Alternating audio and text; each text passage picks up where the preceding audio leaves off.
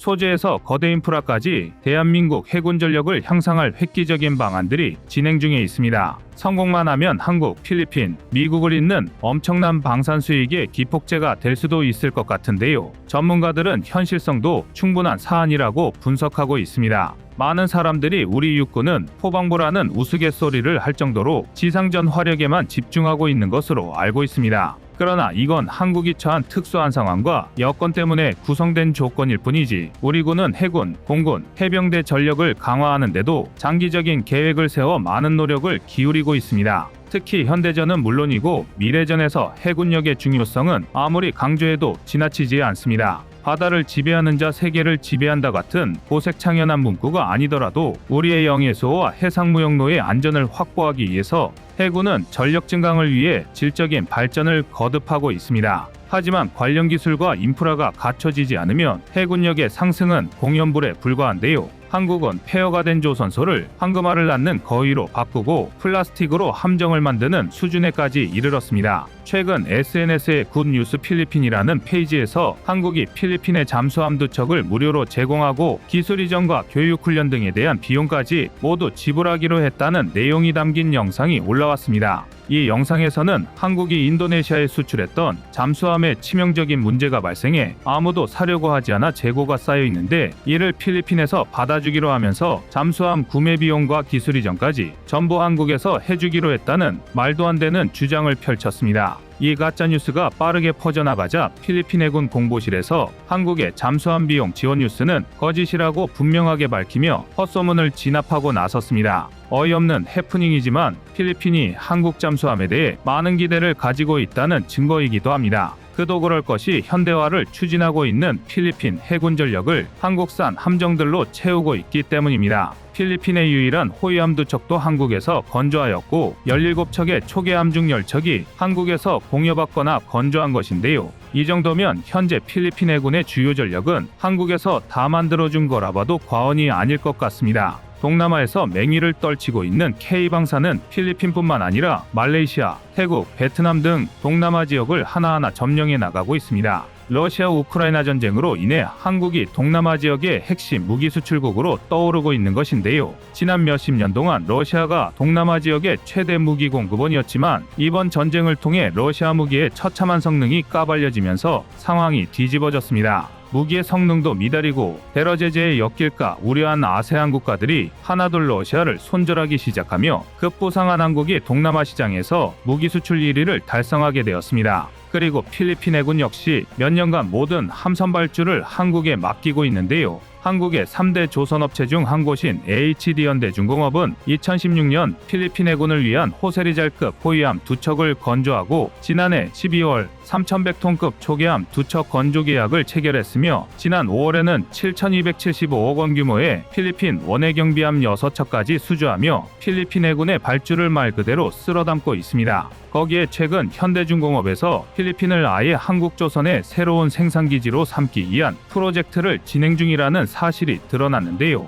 경영난으로 문을 닫았던 필리핀 조선소를 현대중공업에서 인수해 다시 열겠다는 뜻을 밝힌 것입니다. 과거 한진중공업은 이곳에 23억 달러를 투자해 550m급 도크 2개 등 세계적인 규모의 조선소를 건설했었는데요. 이렇게 완성된 수빅조선소는 전 세계에서 선박 수주 물량을 쓸어 담으며 세계 10위의 조선소에 오르기도 했었습니다. 하지만 여러 가지 악재가 겹치며 운영이 어려워지면서 결국 지난해 미국 사모펀드 서버러스와 필리핀 해군에 매각되고 말았습니다. 이후 수빅조선소는 생산이 중단되고 텅 빈 상태로 유지만 되고 있었습니다. 새로운 조선사가 입주하지 않는다면 그대로 폐허가 될 위기에 처해 있었습니다. 그런데 최근 HD현대중공업에서 수빅조선소를 인수하려는 움직임을 보이고 있습니다. 해외 진출을 모색하고 있는 현대중공업에서 현재 수빅조선소 도크를 일부 인수하여 해군함정 정비소를 건설하려 한다는 것인데요. 최근 몇 년 동안 막대한 수주를 축적한 현대중공업은 주문을 감당하기 위해 지난해 말 5년 동안 폐쇄됐었던 군산조선소를 다시 재가동했고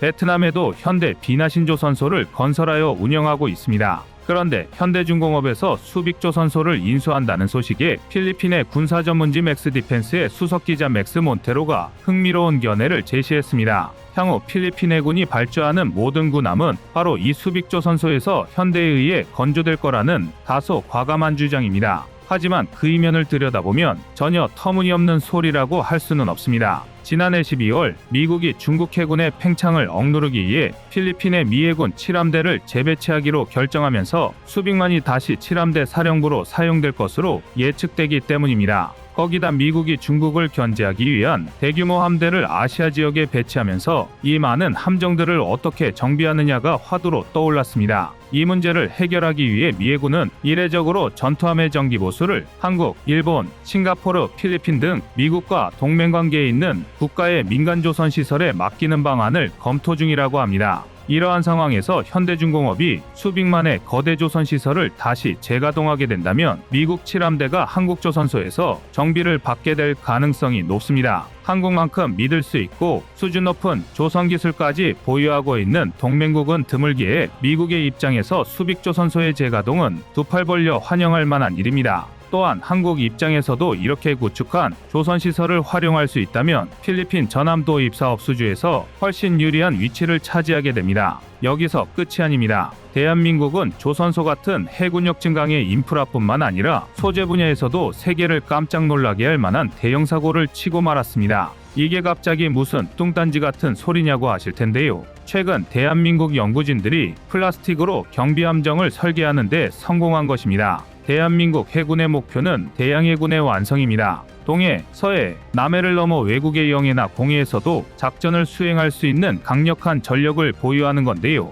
전투기 기술이 아무리 발전했다 하더라도 한국가가 자신들의 영토 밖으로 투사할 수 있는 최강의 화력은 해상전력이기 때문입니다. 하지만 원활한 대양해군을 구성하기 위해선 대공대잠 임무를 수행할 수 있고 배수량만 최소 3,000에서 5,000톤이 넘는 함정들이 필요한데요. 쉽게 말해 힘세고 오래가는 대형함선이 필요하다는 뜻입니다. 그리고 실제로도 대한민국은 1990년까지의 연안초계 위주 전력에서 벗어나 대양해군의 기치를 걸고 함정들을 건조하기 시작했고 많은 성과와 발전을 이뤄냈습니다. 대한민국 같은 첨단 해군을 보유한 선진국에서는 최대한 배수량은 줄이고 동등 이상의 성능을 보유하려고 노력 중인데요. 그도 그럴 게 대양작전이라는 건 필수적으로 오랜 시간이 필요하고 이를 위해선 최대한 많은 무장과 연료를 탑재할 수 있어야 합니다. 그러기 위해선 비슷한 크기일 경우 함정이 최대한 가벼운 게 유리한데요. 또한 가벼운 함정일수록 더 빠른 속도로 운행이 가능합니다. 하지만 동시에 적포탄과 미사일을 견딜 수 있는 방어력도 필요한데요. 이 말도 안 되는 억지 딜레마를 극복하기 위해 현대 함정들은 대부분 강철과 알루미늄 등으로 건조하고 대신 최대한 엔진을 키워서 함정에 힘을 올리는 방향을 선택했습니다.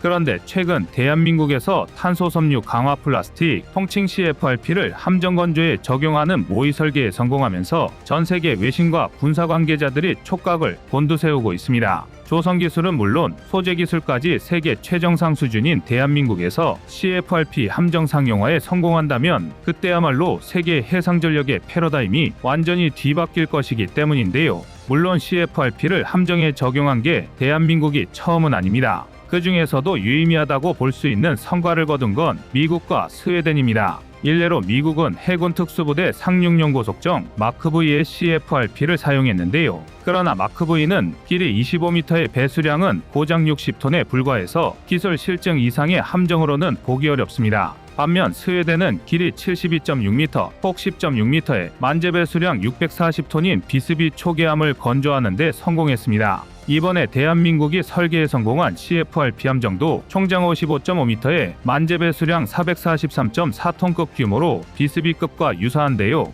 비슷한 크기의 동급 경비함이 강철 알루미늄 소재를 사용했을 때 평균 만재 배수량이 595.6톤에 달한다는 걸 감안하면 무려 25.6%나 중량 감축에 성공한 것입니다. 그리고 이 덕의 연비는 무려 48%나 증가했고 최대 항속거리는 198km나 넓어졌는데요. 심지어 함정의 무게 자체가 가벼워지면서 3배 이상의 포탄을 더 적재할 수 있었습니다. 그러나 CFRP가 상용화되지 못한 결정적인 이유가 있습니다. 바로 가격인데요. CFRP로 만든 함정은 성능이 뛰어난 만큼 동급 배수량의 다른 함선보다 가격이 2배 이상 비쌉니다. 그래서 스웨덴도 당초 6척 건조를 계획했다가 5척에서 사업을 취소했고 그것도 심지어 탑재 무장을 대폭 줄여야 했습니다. 그런데 이제 이것조차 대한민국이 옛날 이야기로 만들어버렸습니다. 지난 2022년 10월 대한민국이 민관합작으로 5년의 연구 끝에 초고강도 탄소섬유를 개발하는 데 성공한 건데요.